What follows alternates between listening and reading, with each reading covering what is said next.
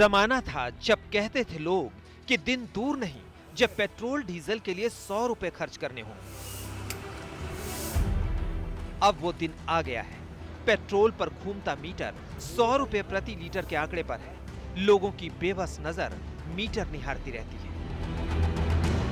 जब कांग्रेस की सरकार थी तब ये खड़ी हो जाती थी सड़कों पे, और अब ये कुछ कर रही है तब इसका कुछ कहना नहीं है। तो इससे तो आम नागरिकों की जेबों पे तो भारी असर है ही है। बस यही समस्या है। रसोई गैस भी काफी महंगी हो गई है। जमाने में इतने पेट्रोल के दाम इतने कम थे, 63 या 60 के आसपास थे, और आज इतने साल बाद कुछ अपेक्षाएं थी मेरी भी, लेकिन अब तो 100 रुपए 100 के पार ही चला गया। ऐसा लग रहा है 150 नहीं पहुंच जाए। खाली है इस टाइम बिल्कुल। तेल तो जब भी डलवाना पड़ेगा ना, क्या कर सकते हो भैया यार, बहुत परेशानी बेरोजगारों के लिए तो बहुत ज्यादा परेशानी है। कहाँ से भरेंगे इतना पेट्रोल? पहले तो 70 रुपए था, 80 रुपए हो गया, अब 90, अब तो 100 आने वाला है। क्या कर सकते हैं इसके लिए, बताइए।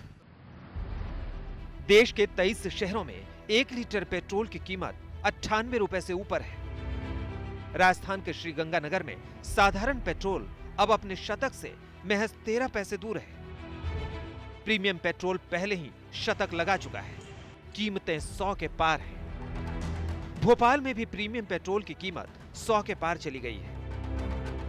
दिल्ली और मुंबई में पेट्रोल की कीमत अब तक के उच्चतम स्तर पर पहुंच गई है।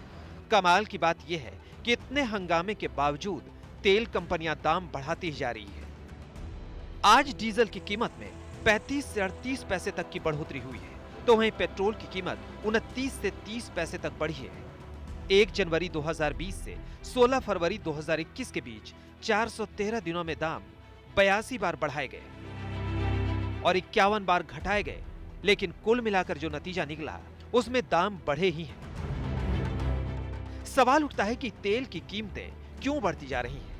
कोरोना काल में आर्थिक मोर्चे पर परेशान होने के बाद सरकार को पेट्रोल डीजल वाली कमाई से बड़ी राहत मिल रही है। ये कमाई का पेट्रोल डीजल मॉडल है जो फिलहाल सबको रास आ रहा है। ताजा आंकड़ों के मुताबिक अप्रैल-नवंबर 2020 के दौरान पेट्रोल और डीजल पर एक्साइज ड्यूटी कलेक्शन में 48% की बढ़त दर्ज की गई है। Controller and auditor general of India यानी सीएजी के मुताबिक 8 महीने के दौरान excise duty collection 1.96 lakh crore रुपए रहा। अप्रैल-नवंबर 2019 के दौरान excise duty collection 1.32 lakh crore रुपए था।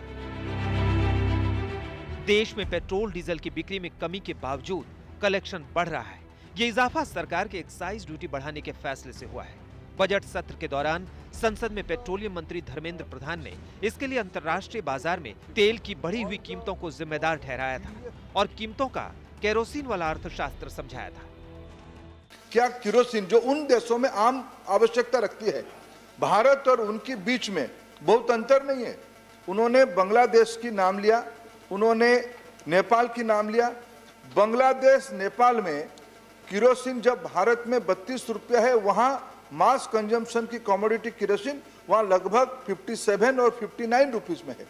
जब वहां उस देशों में जो मास कंजम्पशन की चीजें भारत से कई गुना ज्यादा है, जो कम लोगों के लिए है, वहां की बड़े बड़े लोगों के लिए है, बाकी लोगों को देना नहीं है, इसलिए उन लोगों के लिए सस्ता किया है, भारत ऐसे नहीं किया है। यहाँ तेल की कीमतों पर बिहार के मुख्यमंत्री नीतीश कुमार की बात भी सुन लीजिए। आप समझ जाएंगे कि तेल की कीमतों पर गंभीरता का स्तर कहां तक पहुंच चुका है। चूंकि हम लोगों की इच्छा है और खास करके जो पर्यावरण है उसी को ध्यान में रखते हुए कि इस पर चलने से किसी तरह का इम्पैक्ट नहीं होता है, असर नहीं पड़ता है, लेकिन डीजल हो या पेट्रोल हो, उसका वाहन चलता है तो कुछ न कुछ तो उसका होता ही है असर।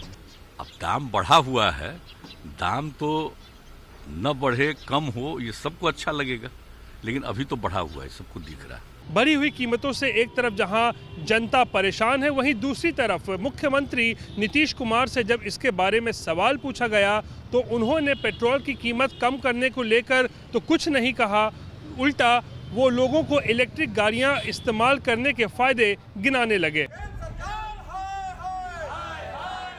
कांग्रेस भी बीजेपी पर सियासत के पेट्रोल बम फेंक रही है। कांग्रेस ने भी सरकार पर हमला करते हुए पेट्रोल का अर्थशास्त्र समझाया है।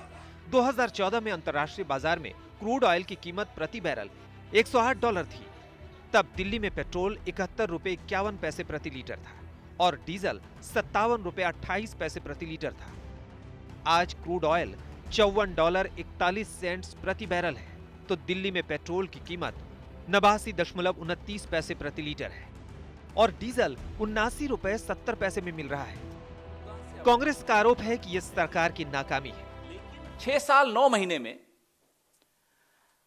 20 लाख करोड़ से ऊपर यह सरकार, कुछ लोग कहेंगे कमा चुकी है, कुछ लोग कहेंगे लूट चुकी है। पिछले 6 साल 8 महीने में जो मोदी टैक्स, जिसको मैं कहना चाहूंगा, जो एडिशनल एक्साइज केंद्र सरकार ने लगाई पेट्रोल और डीजल पर, पेट्रोल पर 23 रुपए 78 पैसे प्रति लीटर बढ़ी और डीजल पर 28 रुपए 37 पैसे प्रति लीटर बढ़ी। यह मोदी टैक्स है।